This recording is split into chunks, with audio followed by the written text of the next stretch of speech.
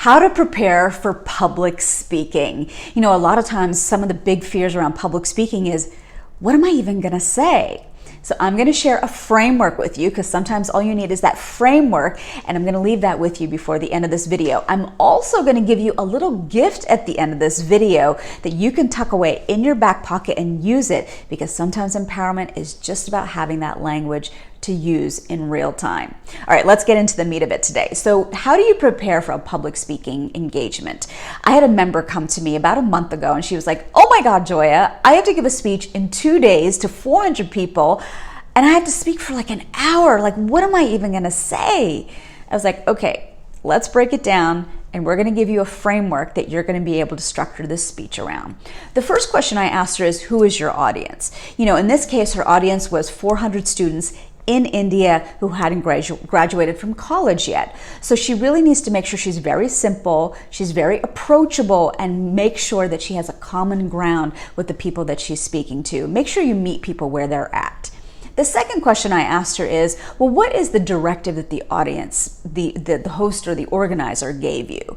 And the directive was that she needed to share some life lessons on mentorship. In this case, this particular member had gone on to be a very successful fine artist. So what could she share about mentorship? What could she share about being a business person? And what could she share about other facets that helped her to achieve the success that she enjoys today? So I said, okay, what we're going to do is we're going to build out a framework. You're going to tell 3 stories. Each of these stories is going to culminate in a lesson, a life lesson that you're going to impart upon these students. And then we're going to finish off with a big takeaway, the grand poobah of takeaways that they're going to be able to walk away and possibly activate around, or at the very least marinate on. So let's talk about the 3 moving parts of a good story. At the beginning of this speech, you want to make sure that you have the promise, right? This is what I promise that you are going to learn today by my speaking to you. And here's an important piece to remember. If you don't deliver on what you promised that you were going to speak about, that breaks people's trust. And at the end of the day, when you're in business, you want to build trust and you want to build relationships. So it's really important to promise something and follow through with that. So you have your beginning. The middle is a story. And in this case, I had her model it, as I said, after Steve Jobs' commencement speech, where he ended up telling 3 stories. I'm going to give you an example what those 3 stories were. The first story was called Connect the Dots. He had dropped out of college and he was auditing a calligraphy course. And he thought to himself, when am I ever in my whole life going to use a calligraphy course? Oh well. A few clicks down the line, he's creating the first Mac notebook. And if you know the product today, you know that it's got an entire suite of fonts that you use. Well, guess where those fonts came from?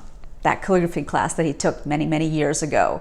So the lesson that he culminates that particular first story in is, just experience life. Life is going to connect the dots for you. The second story that he tells is about the fact that he was fired from Apple. He was fired from Apple and he was like, all right, well, I'm just going to keep doing what I love. So he went on to found Pixar. Well, Pixar obviously, arguably, has enjoyed a great amount of success in the animation world. And then many years later, Apple hired Steve Jobs back. And the lesson that he leaves the audience with is that you got to pursue your passions. You got to do what you love, because the work will always find you. The third story that he tells, and this is by far his most emotional story, and I want to share with you why emotion is important in a second, but he was diagnosed with pancreatic cancer, and usually with that disease, people succumb very quickly. It's fatal. He actually managed to beat the odds and live for a couple more years. However, his lesson from being diagnosed with pancreatic cancer was, you got to live your life every single day like it's your last. And the worst thing that you could ever do is live somebody else's dream. Now, he tells very emotional stories because death is emotional. But here's what I want to leave you with on this particular piece. When you are telling a very emotional story, you are more memorable to your audience, but it also makes it easier for you to be able to tell the story. It's your story. It's personal to you. You're not going to worry about forgetting details because you experienced it. It was emotional for you as well. So the more emotional you can be, and I know this takes courage, you're going to be more memorable to your audience. Right, the final takeaway is the gift that you're giving the audience. You want to leave them better than when they walked into the room. And so in this particular case, Steve Jobs in his commencement speech at Stanford in 2005 was, sending off all of these students into the big bad world to experience how life is going to treat them. And he talked about a magazine that he loved as a kid. And this magazine was going out of business. And in its farewell issue, on the very back of the magazine, you saw a hitchhiker heading off into the sunset. And the words that sat at the very bottom underneath that picture was, "Stay hungry, stay foolish." And so Steve Jobs ends with this little anecdote about this magazine going away. And he says, this is what my wish is for myself, and this is what my wish is for you as you go out into the world, is to stay hungry, stay foolish. And I always get chills even when I hear that speech again and again. So you want to leave the audience with an impactful takeaway that they can ruminate on, reflect on, marinate on long after you have left the stage. Now, if you are giving a keynote somewhere and you want people to activate around something after the fact, this is also the place where you want to share, hey, I have a workshop. I would really love for you to sign up. Here's where you sign up. Or, hey, I would love for you to follow me on social media. Here's my Instagram handle. Or if you've flown into, let's say, Detroit to give a keynote and you're going to be sticking around maybe for coffee the next morning, this is an opportunity to build deeper relationships and network and say, hey, so I'm going to be at this cafe tomorrow morning. Drop by for a coffee. Say hi. You'll be surprised how many people activate around that. So to recap, when you're preparing for a public speaking speech, you want to think about who your audience is and how can you establish common ground. Number two, you want to make sure that you think about the strategic objectives that either the organizer has given you or that you want to get out of this experience. And then you want to tell a story, and your story has to have a compelling beginning. What are you promising your audience? Middle, an emotional story. The more emotional, the better.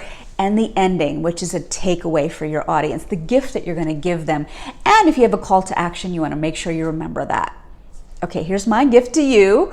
I have created a handy dandy tip sheet for those of you that are struggling on how to break into conversation or how to start a conversation or simply how to just have boundaries with different people in your life, different stakeholders in your life.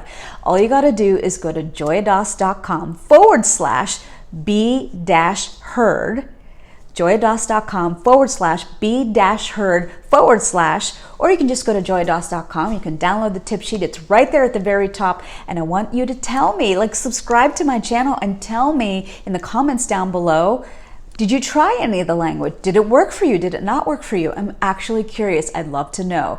Remember, empowerment is just about having some of this language tucked away in your back pocket and ready to deploy in real time.